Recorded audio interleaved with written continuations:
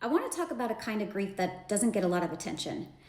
And this is the grief that you go through when dealing with a significant other or a loved one presently being here in their body, but maybe not 100% consciously there.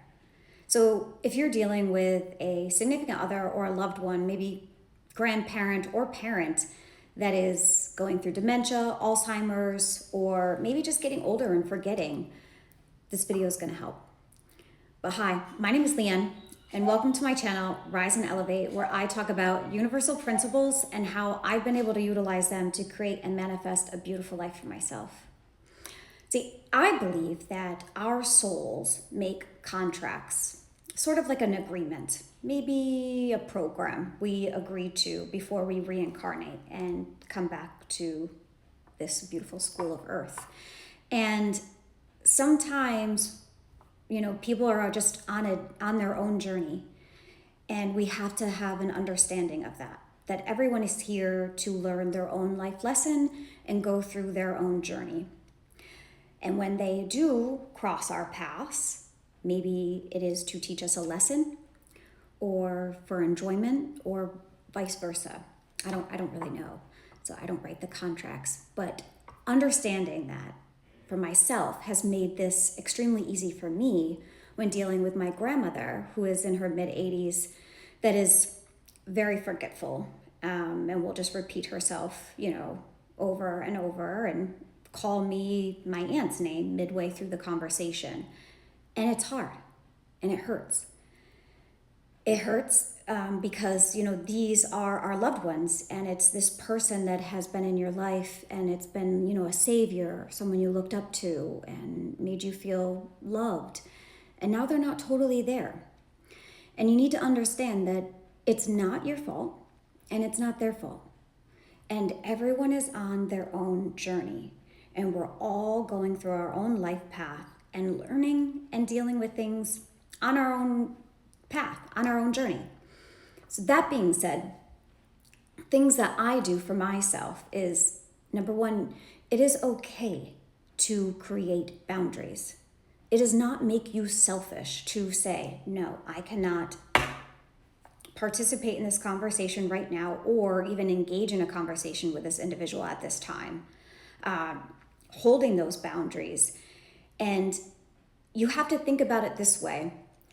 I will only call my grandmother when I am in alignment, meaning in a good mood, and I have an allotted time to speak to her. I don't want to talk to her if I'm driving on 95. I don't want to talk to her if I'm already in a bad mood or upset with my daughter or with anything else or stressed out, because then I'm not going to be 100% or the best for her. So that being said, do not think that you are being selfish by ignoring someone's calls. You want to show up. It is actually less selfish of you if you think of it, because you want to show up the best version of you so that you can be better for them and be able to listen to that story over and over and over again, if that's what they want to tell you. And one thing for me is I just, okay, yeah. And I don't stop her or pause and say, you already told me that, because what good is that going to do? That's just going to hurt her. So obviously I'm not saying or condoning you let them, run off on their own and get hurt, but if they already told you the story, let them tell you the story again.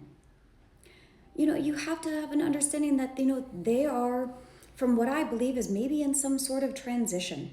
Their consciousness is in a little transition period where they're just kind of getting ready to maybe cross over, or it's teaching you a lesson, teaching you patience, teaching you how to love unconditionally.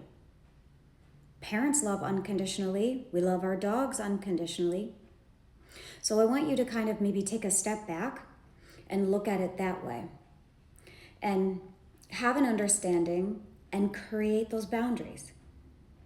And now, if they're harmful to you or they can get snotty or nasty, yes, definitely create those boundaries. And you need to let them know, hey, this hurt and this is not healthy. Please don't discuss or talk to me like that.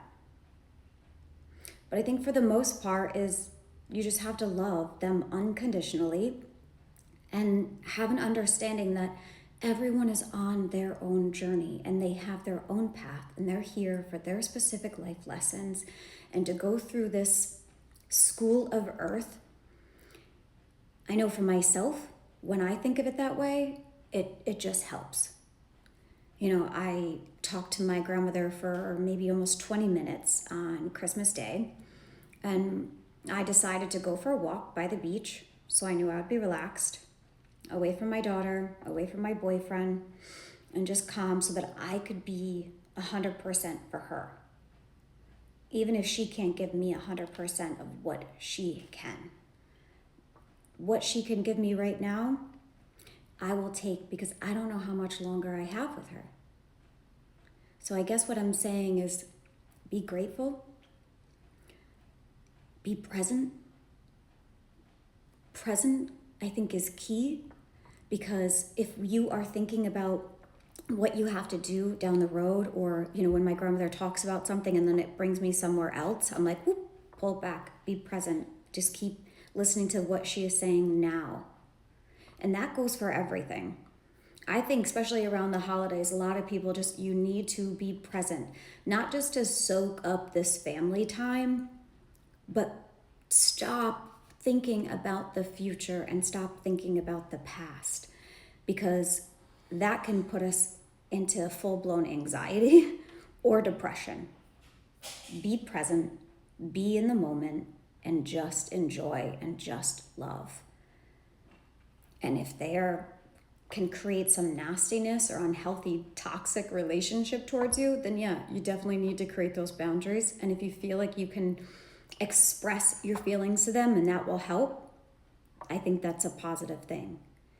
And you need to not take it personal, because let's face it, hurt people hurt people. Let me say that again. Hurt people hurt people. If someone is hurting and they're upset and frustrated, having anxiety or depressed, they're more likely to be snappy and snotty and moody and just snarky towards other people. That's how I know I have some family members where I limit my time to talk to them, because it's not good for me. It's not fair for me to have to deal with their SHIT. And I say that to my daughter all the time, like, if I get upset about something and I snap at her or whatever, and she'll come to me and apologize, I'll say, no, don't worry about that. That was my own shit. Sorry, that's my coffee pot. It's really loud. It's really nice. It's new, I got for Christmas. But yeah, you have to realize that a lot of the times when people are mean and nasty, it's their own stuff. That's their own shit going on. And you need to have an understanding of that. And love as much as possible. And know that no one's deliberately trying to hurt you. No one is. Everyone is just at their own path and pace. And we can't force people.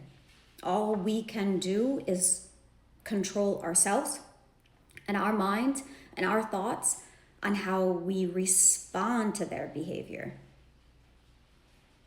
So it's like we could either get nasty and snarky and cut them off, or we could just be like, they're obviously confused.